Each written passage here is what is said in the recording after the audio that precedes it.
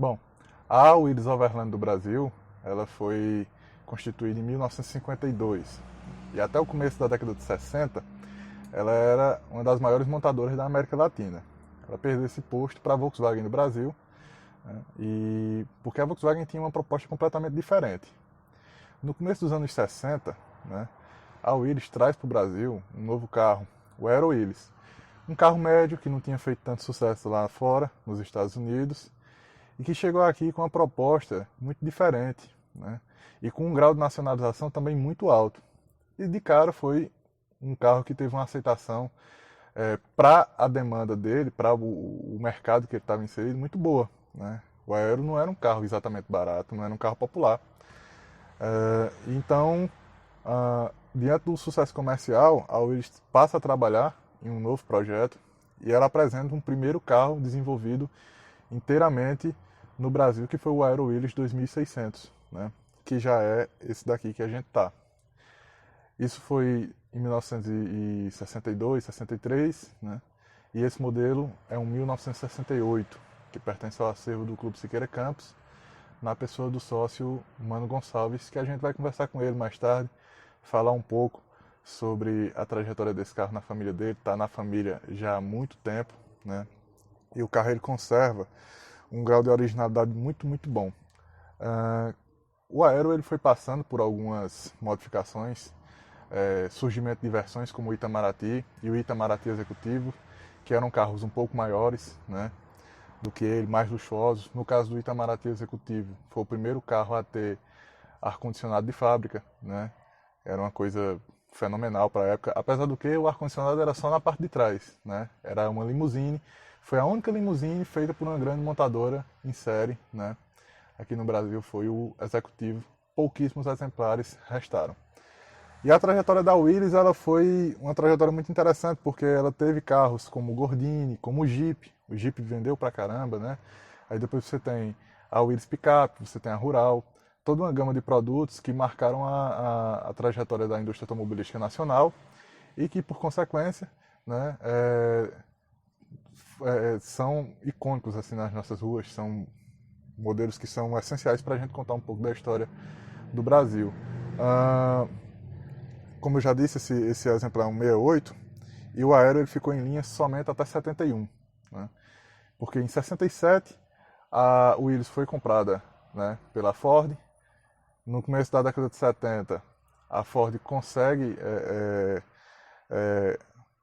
fazer a fusão, e quando a fusão é feita, a planta do Ipiranga é retirada e a produção foi encerrada. Né? A Ford deu continuidade somente a alguns modelos, como a Rural e como a F75, né, que é a nomenclatura que a Willys Pickup ganhou posteriormente. Mas não deixa de ser uma história muito bacana, uma das pioneiras aqui no Brasil, no processo de industrialização, né, o Brasil que não tinha praticamente indústrias, e teve justamente a Willys Overland do Brasil como um de seus baluartes principais.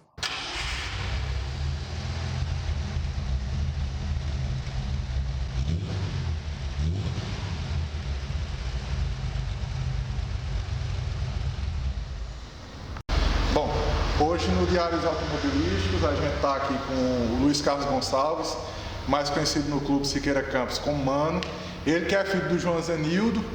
João que foi um dos fundadores do nosso clube e que possuía um Aero Willys 1968. Esse daqui que hoje está sobre a tutela do Mano. Mano, qual é a história desse carro na família de vocês? Olha, a história desse carro é uma história muito interessante, assim, de amor, de muita paixão que meu pai tinha por esse carro. Então, quando ele comprou esse carro em 73 e vem possuindo esses anos todos, então nós ficamos, ele gostava era muito do carro, tinha muito zelo e tudo, conservou, foi um carro do dia a dia dele, que ele usava para movimentar com as coisas dele e tudo. Então ele veio depois a comprar outro carro e veio guardar ele, já foi conservando e tudo, já um carro para mais um final de semana, dar uma voltazinha nos domingos, que era como ele gostava, né, de fazer. Então é um carro que está na família, com a gente já há um bom tempo, coisas que a gente já gosta do carro, foi conhecido Seu João do Aeruílio, que na época, quando dizia, quem é seu João? Seu João do Aeruílio. Ah, eu sei quem é demais. Assim, se tornou um sobrenome dele, né? Aeruílis. Seu João do Aeruílis. E em que ano foi que ele comprou esse carro? Em 1973.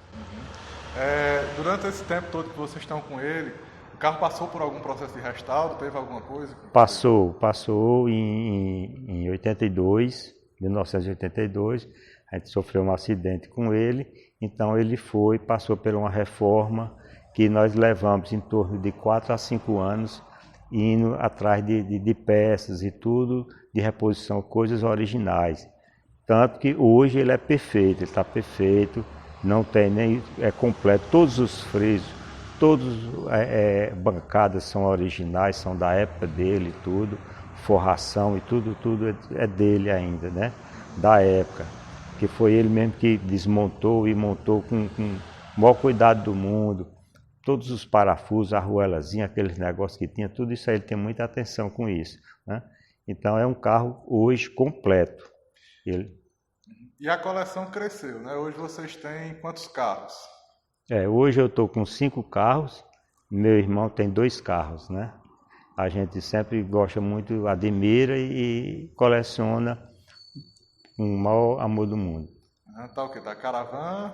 Tem uma Caravan, e o Aeruílis, foram os 2 primeiros. Aí hoje eu tenho o Fusca 96, né, da última série.